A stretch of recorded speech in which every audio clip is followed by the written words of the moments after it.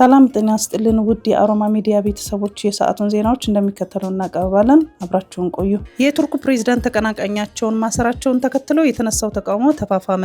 የፕሬዝዳንት ጣይብ ረሲብ ኤርዶዋን ቀንደኛ ተቀናቃኛቸውን በሙስና ተጠርጥረው መታሰራቸውን ተከትሎ በመላው ቱርክ የተነሳው ከፍተኛ ተቃውሞ ተባብሶ ቀጥሏል። የኢስታንቡል ከተማ ከንቲባ የሆኑት ባለፈው ከ3 ዓመታት በኋላ ለሚካሄደው ምርጫ የሪፐብሊካን ፒፕልስ ፓርቲ ሲኤችፒ እጩ ሆነው እሁድ ዕለት ይመረጣሉ ተብሎ ይጠበቅ ነበር። ሰውየው በቁጥጥር ስር መዋላቸውን ተከትሎ ቱርክ ላለፉት 10 ዓመታት አይታ በማታውቀው ተቃውሞ የተናጠች ሲሆን ፖሊስ ሰልፈኞች ላይ አስለቃሽ ጭስ እና የጎማ ጥይት ተኩሷል።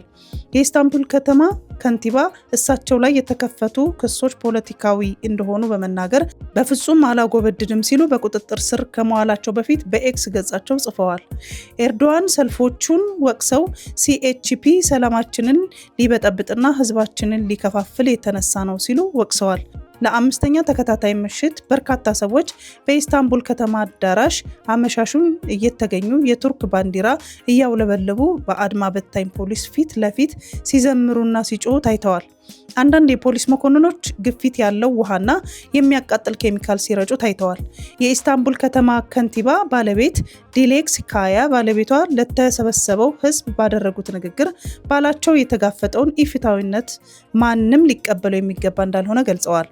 በአውሮፓውያኑ 2013 በቱርክ ከተከሰተው የጊዜ አመጽ በኋላ በሀገሪቱ ትልቁ የሚባል ሰልፍ እየተካሄደ ይገኛል። ከቱርክ 81 ግዛቶች መካከል 55 በሚሆኑ የተቃውሞ ሰልፎች እየተደረገ መሆኑን የፈረንሳዩ የዜና ወኪል ኤኤፍፒ ዘግቧል። የአስገድዶ መድፈር ወንጀል የፈጸሙ ግለሰቦች በጽኑ እስራት ተቀጡ።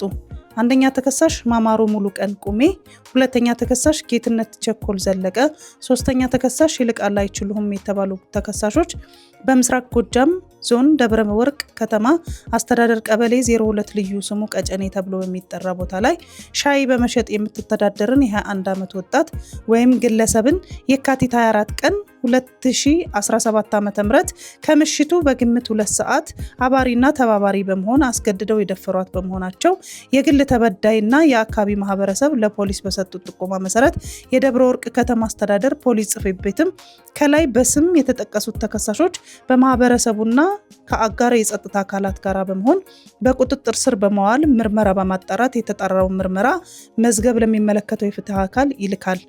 የምርመራ መዝገቡ የደረሰው የአናርጅ እናውጋ ወረዳ ፍርድ ቤት ተከሳሾች የፈጸሙትን ያስገድዶ መድፈር ወንጀል በሰውና በሰነድ ማስረጃ በማረጋገጡ መጋቢት 15 ቀን 2017 ዓ.ም በዋለው ችሎት እያንዳንዳቸው በ14 ዓመት ጽኑ እስራት የተቀጡ መሆኑን የደብረ ወርቅ ከተማ አስተዳደር ፖሊስ ጽሕፈት ቤት የታክቲክ ወንጀል ምርመራ ንዑስ ክፍል ኃላፊ የሆኑት ዋና ሳጅን ምትኩ ይግረም ገልጸዋል። የገንዘብ ሚኒስቴር ባለፈው ሳምንት ባወጣው መግለጫ ኢትዮጵያ በመንግስታዊ አበዳሪዎች ጋራ በመርህ ደረጃ የዕዳ ሽግሽግ ለማድረግ መስማማቷን አስታውቋል። ስምምነቱ የግድ የዕዳ ሰረዛን ሊያካትት ይችላል፣ ግን ደግሞ የዕዳ መክፈያ ጊዜ ማራዘም በራሱ ትልቅ ድል ነው ተብሏል። በኢትዮጵያ ኢኮኖሚና የፋይናንስ ጉዳዮች ላይ ለረጅም ጊዜ ትንታኔና አስተያየት በመስጠት የሚታወቁት ዶክተር አብዱል መናን ለውጭ ዕዳ መክፈያ ሊውል የነበረውን የውጭ ምንዛሬ ለሀገር ውስጥ ክምችት ማሳደጊያና ለሀገራዊ ልማት ሊጠቅም እንደሚችል ተናግረዋል።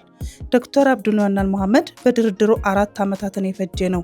ሀገሪቱ ግጭት ውስጥ ስለነበረች ይህ ፖለቲካዊ ምክንያት ሆኖ ለድርድሩ መዘግየት አስተዋጽኦ ሳያደርግ አልቀረም። አበዳሪዎች ሀገራት የኢትዮጵያ መንግስት ከዓለም አቀፉ የገንዘብ ተቋማት IMF ጋር መስማማትም እንደ ቅድመ ሁኔታ አስቀምጠውት ነበር።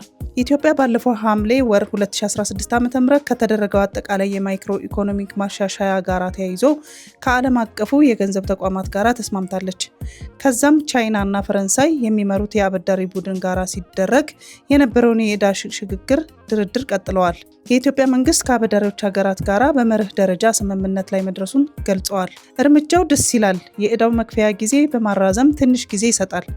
የዕዳ አከፋፈል ስርዓት ለውጥ በራሱ ትልቅ ነገር ነው። ሀገሪቱ ዕዳዋን የምትከፍልበት ጊዜ ያራዝምላታል ማለት ነው። በ5 ዓመት ውስጥ መክፈል የነበረብህን ዕዳ በ10 ዓመት ክፈል ስትባል ትልቅ ፋታ ይሰጣል። በአሁኑ ስምምነት መሰረት የኢትዮጵያ መንግስት የውጭ ዕዳውን ለመክፈል የ3 እና የ4 ዓመታት ፋታ ያገኛል ብለዋል። የገንዘብ ሚኒስቴር በመግለጫው የዕዳ ሽግሽግ ድርድሩ በቡድን 20 ሀገራት ማቀፍ መሰረት 8.4 ቢሊዮን ዶላር የሚሸፍን እንደሆነ በመግለጫው አስታውቋል። ከዓለም አቀፉ የገንዘብ ተቋም ጋር በተደረገው ስምምነት መሰረት ኢትዮጵያ የ3.5 ቢሊዮን ዶላር ዕዳ እንዲሸጋሸግላት በመደራደር ላይ መሆኗን አመልክቷል። አሁን በመርህ ደረጃ በተደረሰው ስምምነት መሰረት ኢትዮጵያ እንደ አውሮፓውያን አቆጣጠር 2023 እስከ 2028 ድረስ የሚቆይ የ2.5 ቢሊዮን ዶላር የዕዳ መክፈያ ጊዜ እፎይታ ማግኘቷ ተገልጿል። ኢትዮጵያ በርከት ያለ የውጭ ዕዳ አለባት። ከተለያዩ ሀገራት ሌሎች ብድሮች ቢኖሩም የመክፈያ ጊዜያቸው ረጅም ቢሆኑም አንገብጋቢ አይደሉም። በጣም አንገብጋቢ የነበረው ከአጠቃላይ ዕዳዋ 8.4 ቢሊዮን ዶላር ነው። ከዓለም አቀፉ የገንዘብ ድርጅት ጋር በተደረገው ስምምነት መሰረት ከ8.4 ቢሊዮን ዶላር ውስጥ በ3.5 ቢሊዮን ዶላር ላይ የዕዳ ሽግሽግ ድርድር እንዲደረግ ግፊት ሲደረግ ነበር። አሁን የኢትዮጵያ መንግስት በ2.5 ቢሊዮን ዶላር ላይ በመርህ ደረጃ የዕዳ ሽግሽግ ስምምነት ላይ መድረሱን አስታውቋል። ይህ ማለት እንደ አውሮፓውያን አቆጣጠር እስከ 2028 ዓ.ም ድረስ የዕዳ መክፈያ ጊዜ ተራዝሟል። ዶክተር አብዱል መናን የዕዳ ሽግሽግ ስምምነት መደረጉ ኢኮኖሚያዊ አንድምታ የዕዳ መክፈያ ጊዜን በማራዘም እፎይታ ሲገኝ ለውጭ ዕዳ መክፈያ ስንጠቀምበት የነበረውን ሀብት የሀገር ውስጥ የውጭ ምንዛሬ ክምችትን ለማሳደግና ለልማት ስራዎች እናውለው እንችላለን ብለዋል።